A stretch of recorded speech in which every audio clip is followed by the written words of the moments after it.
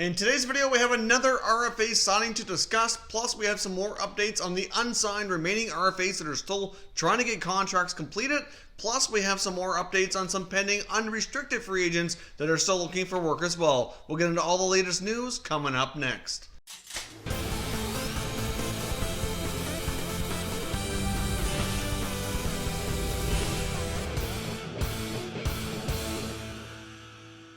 So welcome back here to Top Shelf Hockey. As I mentioned, we have a variety of news items to discuss today, but first let's get started with the one thing we do have that's firm. It's a signing with the Calgary Flames, signing forward Andrew Mangiapane, who's come to terms with the Flames on a one-year deal, which is a two-way contract, paying him $715,000 at the NHL level. Now, clearly this is one of the last remaining dominoes for the Flames, except for the big one, Matthew Tkachuk. Obviously, Tkachuk's going to be demanding a lot of money, but the fact that this contract comes in so cheap, certainly going to help their case a little bit, but they likely do still need to move somebody out. The main rumors floating around the Flames that it's still likely going to be Michael Frolik if they can find a trade for him. Obviously, the amount of money he makes would certainly take the pressure off getting that Tkachuk contract completed. They're certainly running out of time here to get the deal done before the season starts. We're partway through training camp. Preseason actions getting underway now. Obviously, they don't want this to drag on too much longer, but at the same time, they have to have the cap space and they have to have the right terms and agreement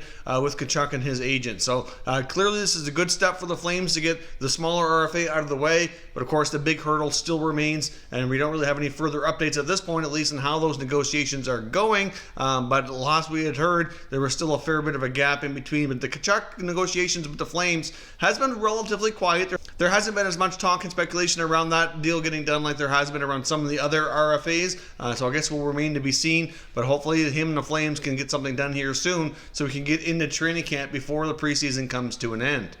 Now, many feel as well that the Mitch Marner contract with the Maple Leafs is going to have a pretty decent impact on the Avalanche and Mikko Rantanen. I know a few days ago we had reports out of the Avalanche organization indicating they didn't really feel that it was going to have a whole lot of an impact, but Adrian Dater, who reports for Colorado Hockey Now, covers the Avalanche closely, really did indicate as well on Twitter he feels that the Marner contract likely will push the price tag up for Rantanen a little bit. They very well are going to be somewhere in and around $10.5 million.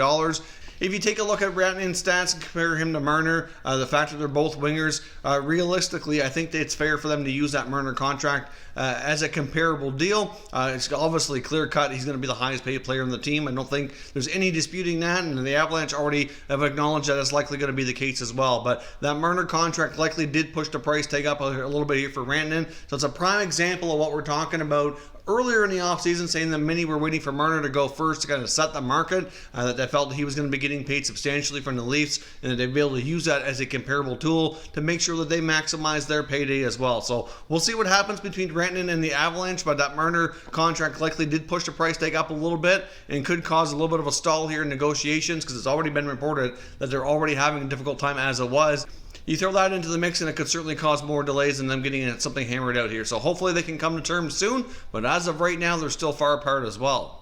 Now, one GM that's feeling a little bit more confident about getting his remaining RFA signed is Don Sweeney, the Boston Bruins. Of course, over the weekend, we reported the new contract for Charlie McAvoy was a 3-year deal. I thought it was a more than fair deal for the Bruins. Pretty good deal for McAvoy as well. But, of course, now they have the other defenseman, Brandon Carlo, to get signed as well. Now, of course, they have a little over $3 million in cap space remaining to get that accomplished. Don Sweeney felt confident he could get that done with what he had in cap space. Obviously, Brandon Carlo will be making less than McAvoy. I think we can all agree on that. However, at the same time here, they also have a couple of players who can go on long-term injury reserve, and they can get some cap relief on them if they need to as well. They have Kevin Miller as well as John Moore, who will not be ready to start the NHL season on time. We'll be able to use LTIR cap relief if necessary, but with what they have in cap space, they should be able to get Carlo locked up. I would imagine that internally, that's obviously what they're focusing on now, and they should hopefully be able to get him into camp here relatively soon. I would think that would be one of the easier deals that are remaining here on the market, but Sweeney seems confident, and I'm sure he'll likely get it done here in short order. Now, another RFA that remains unsigned, but getting a lot of headlines, is Patrik Laine, the Winnipeg Jets. It really remains unclear exactly what the status is of that relationship between he and the Jets. There's been lots of talk this offseason, but one thing we do know for certain is that he is over in Switzerland with SC Bern, skating and training over there with that club. He did complete an interview where he indicated that he knows 3 out of the 4 coaches on that team. He's played with them before in the past, so it was an easy choice. He said it was an easy decision to go over there and train. He had been in Finland prior to that, so clearly he wants to be, in training here to make sure that he's not too far behind. Should contract terms be reached with the Winnipeg Jets, which will hopefully be done soon. There's still no other updates on his teammate Kyle Connor either. The only thing that we've been hearing is that Connor likely gets a long-term deal, Laine likely gets a bridge deal, but there really hasn't been a whole lot of chatter out of the Jets organization. But Laine is training over in Switzerland right now, and hopefully he doesn't have to remain over there too long. Obviously, the Winnipeg Jets right now are a team that could very well be starting this season with a lot of holes on their team, considering what they lost in the offseason already. If they don't get their RFA signed, they very well could be a team that's gone from being a contender the last couple of years to being out of the playoffs if they lose too much time and if they have too many changes here within their roster with some of these big name players, delayed starts to the year, if that ends up happening. So I guess we will see. But as of right now, Laine's over in Switzerland, and we'll see what happens on the contract between he and the Jets. Now, there's still plenty of veterans around the NHL that are unrestricted free agents that are looking for work. The only ones we know of that apparently do have some offers are Brian Boyle and Ben Hutton. Now, in the case of Brian Boyle, we're hearing there's 3 or 4 teams that are interested, but they all need to make some sort of different moves with their roster and salary cap situation in order to make room to sign the veteran center iceman. So I guess we'll remain to be seen if he gets a contract. Obviously, we're kind of getting kind of far into training camp now. Obviously, the longer it takes him to get started, it could cause him to be a step behind. And obviously, you want to have time to gel with your teammates, make sure you're in proper shape and all that. So clearly, hopefully something happens imminently with these guys. Otherwise, they're going to have a hard time getting caught up. Same goes for defenseman Ben Hutton. In his case, it's been reported that he has 3 or 4 teams interested, and apparently has offers on the table that he's deciding on what to do with his future.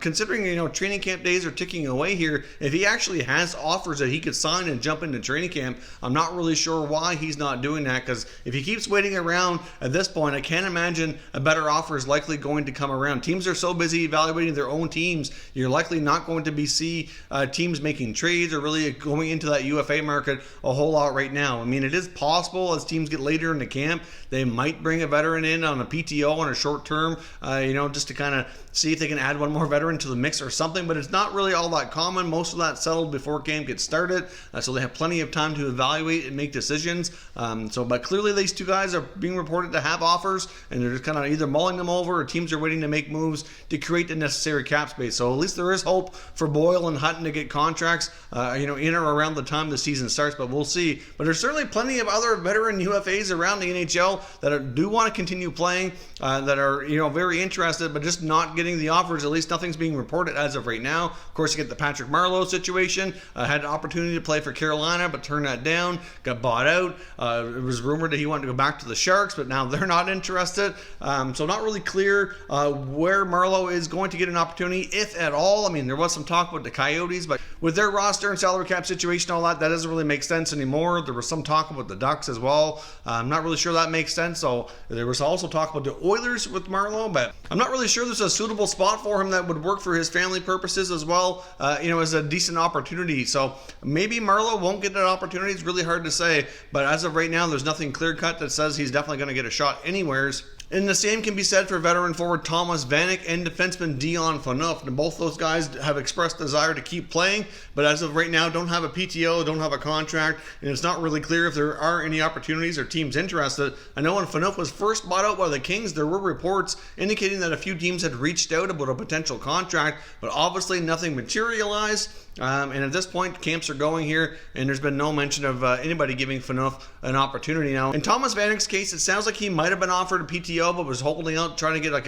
an actual contract, not just a tryout. So we'll see if he wants to be able to play anywhere. He might have to take a PTO if there's one still available, like I said, but it's not as common to get a PTO, a week or more into training camps. So I guess we will see if any of these veterans actually get opportunities or end up getting either PTO or contracts or anywheres to continue their NHL playing careers. Now, another player as well who wants to continue playing but won't be ready for a few more months is veteran defenseman Adam McQuaid. Now, he was spotted earlier in the offseason, right before training camp got underway, skating in Boston with his former Bruins teammates at what they call the captain skates. And McQuaid, I'm not really sure how he looked out there, but apparently he's still recovering from off-season surgery and won't be ready to play for about 3 more months is what the indications are.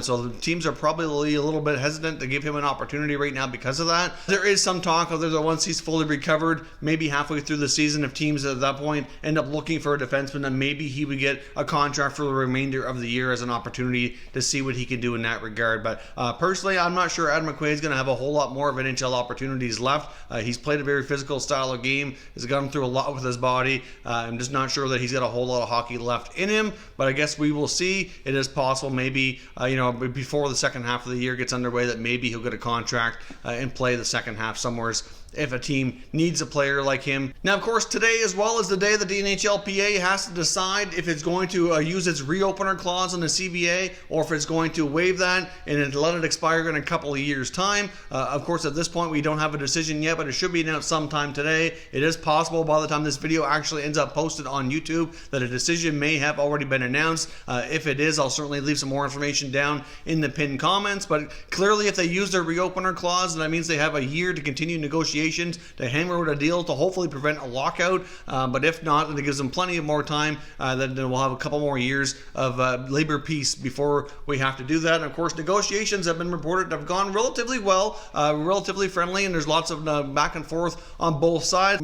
Perhaps as well we'll be lucky and get some good news on maybe an extension or something like that. It'd certainly be nice not to have any more NHL lockouts and have labor peace for an extended period of time. We'll see what happens. We'll have an announcement at some point today, and if that announcement comes before this video is posted, then I'll update the video here down in a pinned comment. You can see what happened if you hadn't already caught the news.